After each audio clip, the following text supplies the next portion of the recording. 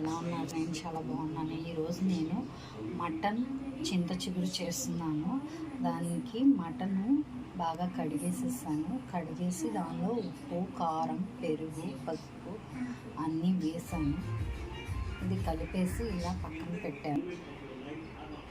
Bones అలాగే కాళ్ళ చారువా చేస్తున్నాను. దానికి కూడా ఉప్పు, కారం, పసుపు అన్నీ వేసి పక్కన పెట్టాను.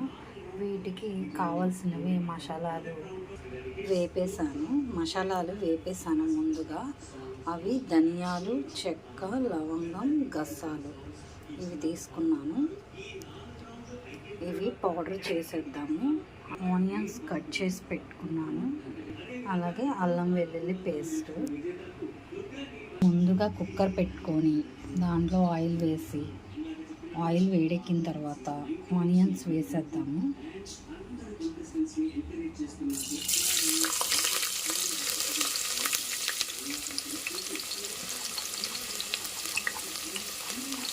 ఇప్పుడు నేను మటన్ చింత చిగురు చేస్తున్నాను. దానికి తగినన్ని ఆనియన్స్ వేసి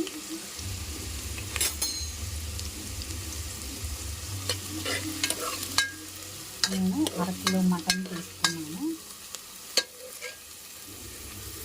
చింత చిగురు దీన్ని బాగు చేసి నలిపేసుకొని పెట్టుకున్నాను పక్కన. ఆనియన్స్ బాగా వేగిన తర్వాత పచ్చిమిర్చి వేసాను. ఇవి కూడా బాగా వేగిన తర్వాత అల్లం వెల్లుల్లి పేస్ట్ వేస్తాము.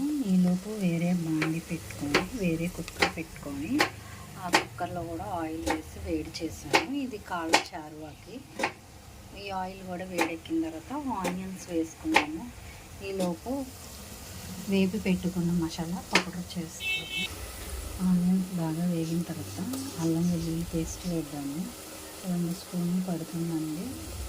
2 స్పూన్లు వేసాను అల్లం వెల్లుల్లి పేస్ట్. ఇది కూడా బాగా వేగనివ్వండి.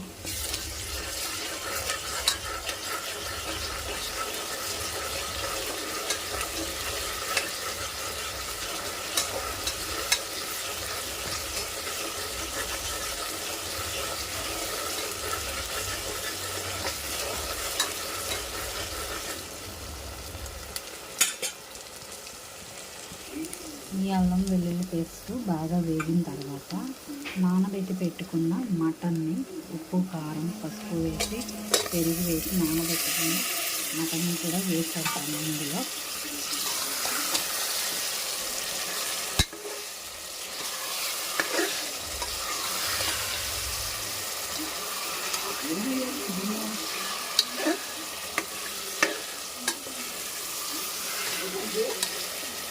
ఈ విధంగా పెట్టేసేద్దాము వాటర్ అంతా.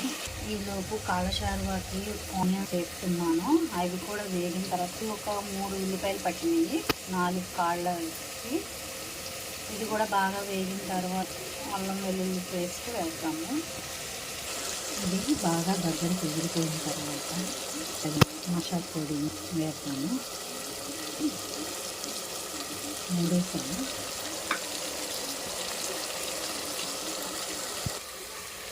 మసాలా పొడి వేసి కలిపెట్టిన తర్వాత తగినంత వాటర్ వేసి ఒక 5 విజిల్స్ వచ్చేలాగా ఉడికిద్దాము. అలాగే కాళ్ళ చారువాకు కూడా ఆనియన్స్ వేగిపోయినాయి. దీనికి కూడా అల్లం వెల్లుల్లి పేస్ట్ వేసినాము. దీనికి పులుసు పడుతుంది.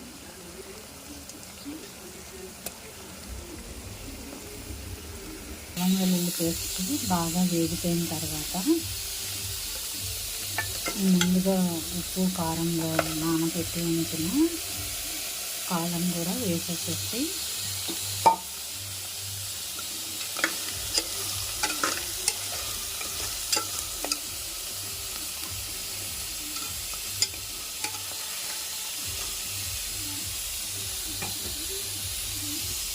అలాగే ఇందాక పౌడర్ చేసి పెట్టుకున్న ధనియాలు, గసాలు, చెక్క, లవంగం పౌడర్ని కూడా వేసేసి బాగా కలిపేసి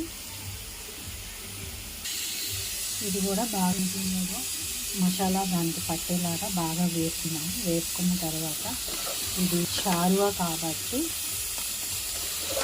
కొంచెం వాటర్ ఎక్కువ పోసి ఒక 15 విజిల్స్ వచ్చే వరకు ఉంచుదాము.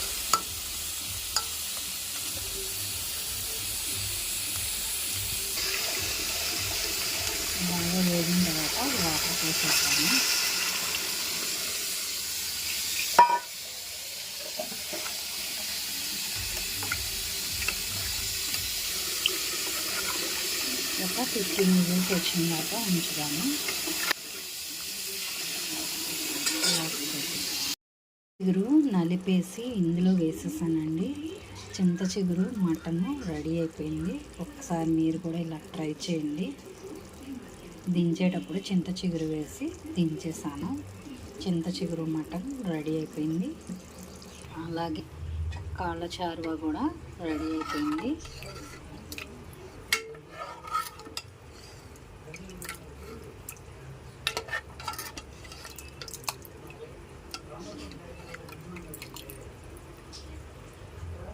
ఈ రెసిపీస్ మీకు నచ్చినాయి అని అనుకుంటున్నాను.